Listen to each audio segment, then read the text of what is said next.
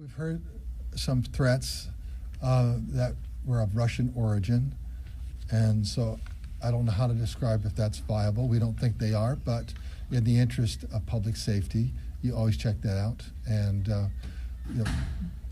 we'll just continue to be very responsive when we hear about stuff like that. We identified the source, and it was from Russia. And I just want to make sure everyone understands this, that Georgia's not going to be intimidated. Russia has just decided they picked on the wrong Georgia. They need to pick on the other one in the Black Sea, because we're not going to be intimidated. Most of the precincts, they just kept on voting, but in a few areas they just paused while they did a check, and so like a 30-minute, 40-minute kind of wait for there. Not very many. So I think we're right now looking at less than a dozen across the entire state, out of 2,325, I believe it is. So it's, but it's just one of those inconveniences. But, I've said my piece.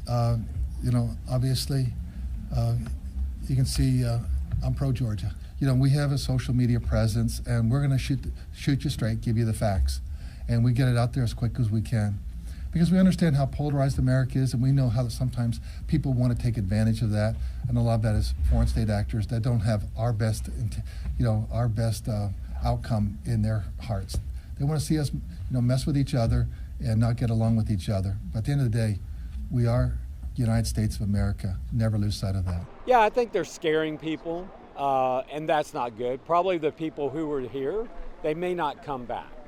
We're going to keep the polls probably open later. That will be probably a judge will decide how long that should be, and then that may be an hour. We don't know. But I think it's just scaring people, and then you don't have the turnout you should, because it hits the news, and then probably people here were probably scared, and that's both Democrat and Republican. I don't think that goes across any line. I think that's just pure interruption of the process. Yeah, no, it definitely is something that makes me scared. I didn't know about it prior, so thankfully I didn't have time to think about it. But I did hear about the ones in Fulton County, which is just honestly insane that we're still kind of dealing with stuff like this.